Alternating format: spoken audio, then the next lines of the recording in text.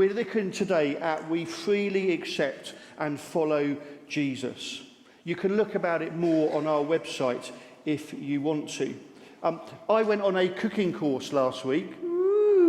It was a sauce-making course where we did various courses and sauces. We did butterscotch sauce, we did chicken stock, we did bechamel sauce, all kind of things. And we also made a béarnaise sauce. You can see mine here on the screen. This is a photo of mine at the time.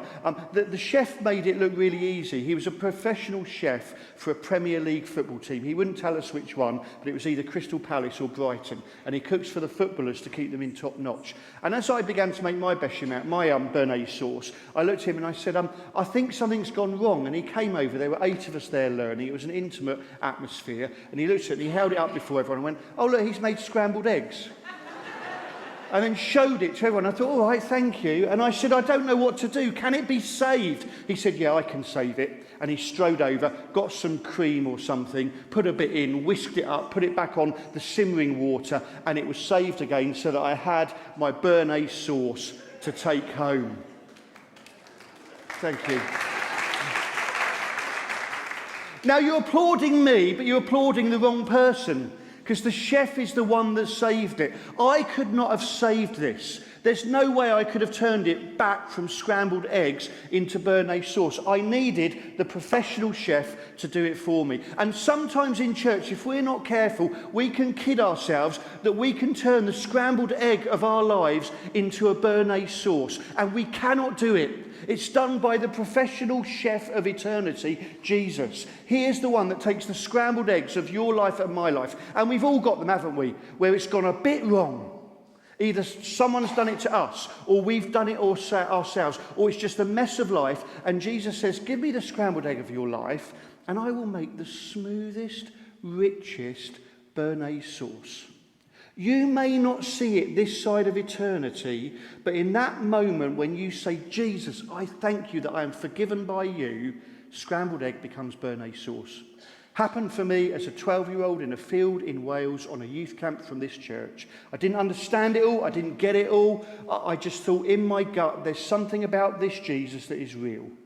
And the scrambled egg became béarnaise sauce. We looked last week and we acknowledged that God forgives us once and for all the sins we have done, are doing and will do. When we say yes to him, that becomes a reality. And we then should forgive others.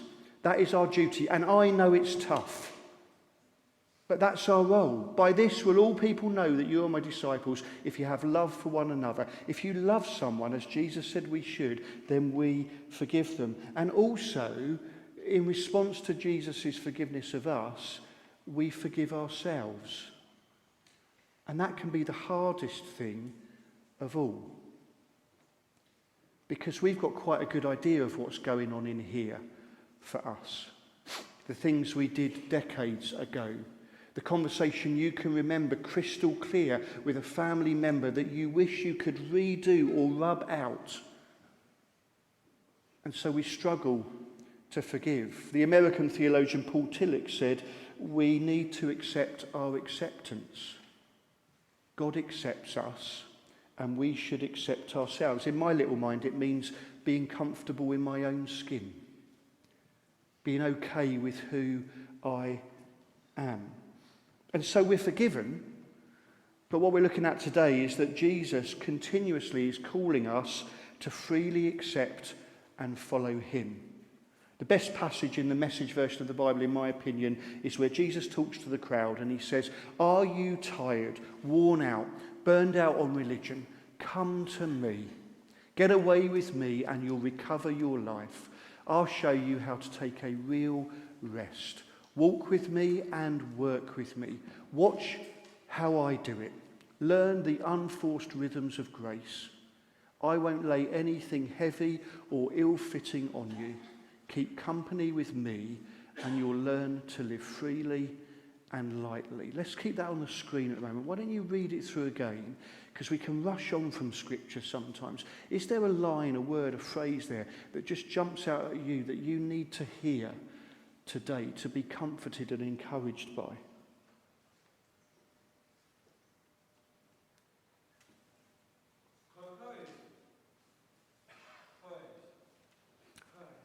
Did anyone here reject a Christmas present that they got this year? Don't put your hands up.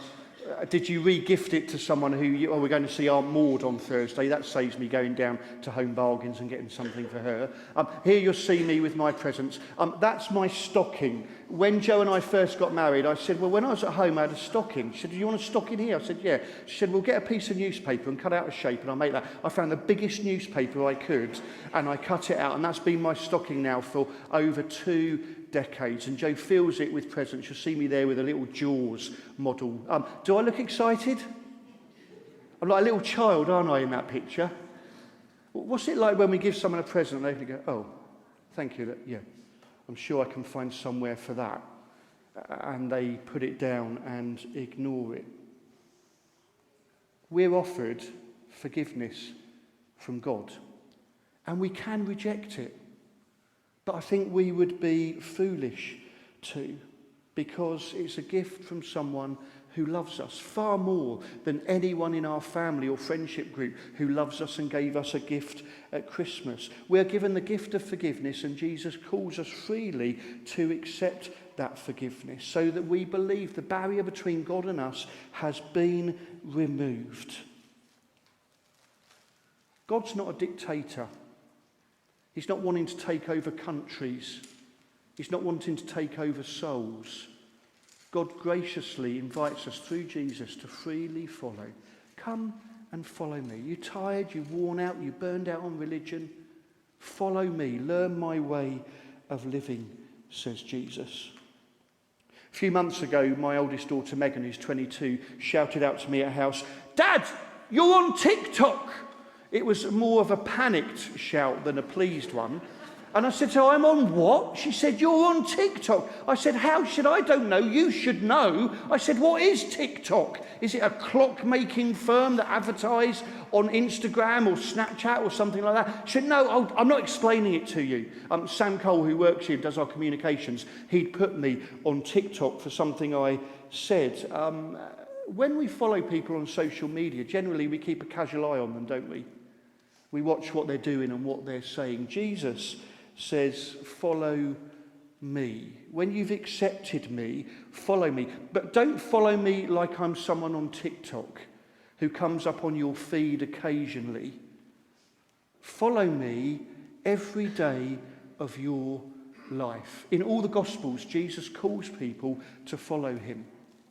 The interesting thing is, in Jesus' day, if you wanted your child, in their case your son, to follow a religious leader, you as the mum would take your child up to the rabbi and you would say, "Johnny here, he's a lovely lad, can he follow you?" And the rabbi would look at you and he'd say, "No, sorry, I don't think he's got the caliber to follow me." Caliber is how my granddad said caliber. Or you might say, "I think he's got potential, so he can follow me for a set period of years. There'd be 3 separate things that he'd need to go through over those years. And if he passes those tests over that number of years, then he can be my follower." Jesus turns it on his head. Jesus goes to human beings and he says, "Do you want to follow me?" And there's no test. There's no 3 sets of exams that you have to get through before you can follow Jesus. Right there and then, at that moment, at their fishing nets, at their tax collector's table, with their terrorist knife in their back pocket, as Judas Iscariot probably had it, Jesus says to all of them, "You can follow me."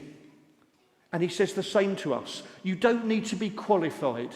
You don't need to know it all. You don't need to be morally in the right place to follow me. But please follow me. There was a saying at the time of Jesus that was this: "Cover yourself in the dust of your rabbi." And what it meant was simply this: in those hot, dirty, dusty streets, you would be so close behind your rabbi, watching what he did, that you would be covered in the dust from the sandals of his feet. And Jesus says, "Follow me so closely that you will begin to be like me." Don't you love hanging around people that have the whiff and the personality of Jesus? I love it. People who are gracious, who have humour, who call things out in a loving way, who are countercultural, who have an easiness of life, whether they are detailed and methodical or, hey, let's just see how it goes. When we see people like that, there is an attraction, and I want to be one of those people, don't you? And day by day we can be like that. As we wake up each morning, Holy Spirit, help me please to follow Jesus today. An interesting thing I find in the Gospels is that following Jesus leads to worshipping him, not the other way round. When we follow him in our everyday life, our worship of him becomes keener and more passionate. I think in some areas of the church today, we've switched that round. Let's worship Jesus, get our fill on a Sunday, and then I might be able to follow him through the week. And Jesus says, no, follow me. So that when you come to church on Sunday or Tuesday or your home group in the week, then you're ready to worship me. If we come empty of stories on a Sunday, we're going to find it hard to worship. If we come with stories of how we follow Jesus in the week and the ways we've seen him move in our lives, then we're going to be more up for worshipping him and connecting him. Does that make sense? Because I think we've switched it in some of our thinking, and it needs to be switched back. When we were at our last church, we used to shop in Tesco's in Riverhead. Do you know that's more expensive than any of the other Tesco's in the area? A Tonbridge Angels player works there, and he told me, he said, because it's a wealthier place to live, it's more expensive than all the other Tesco's. But it's nice in there, isn't it?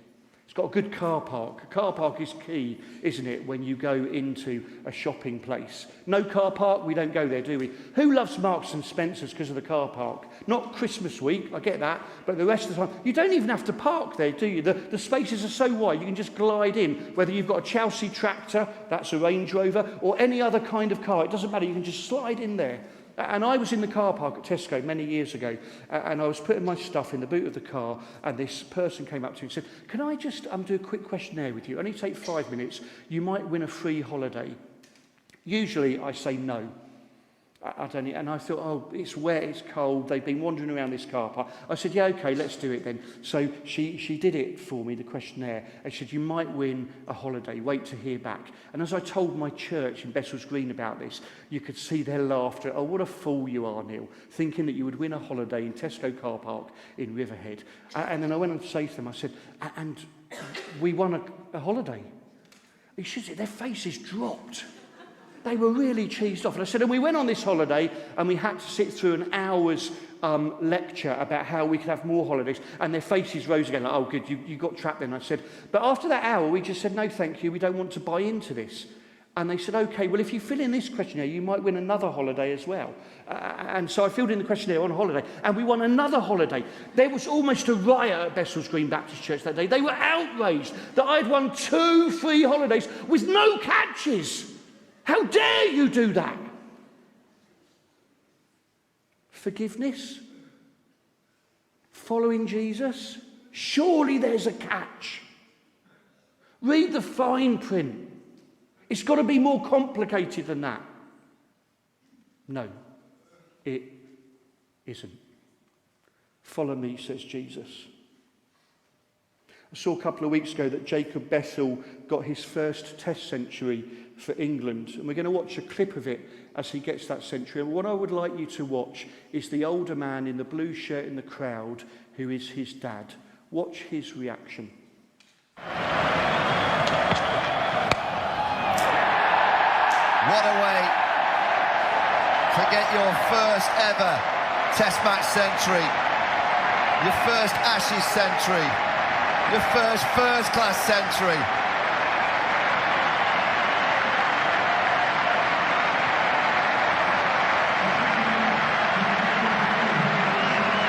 A star is born here at the SCG.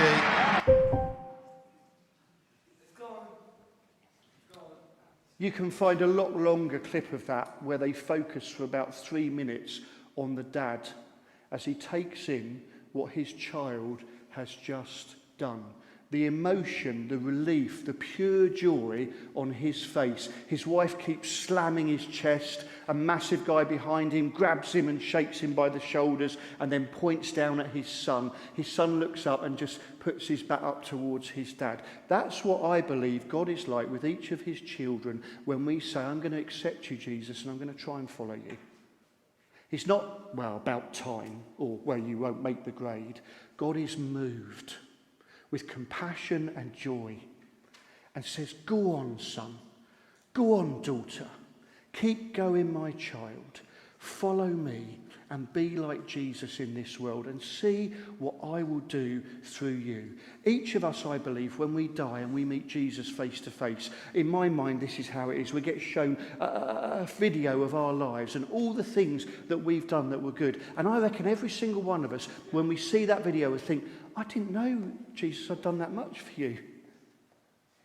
I can't believe it, that you used little old me with all those people because I followed Jesus. Wow.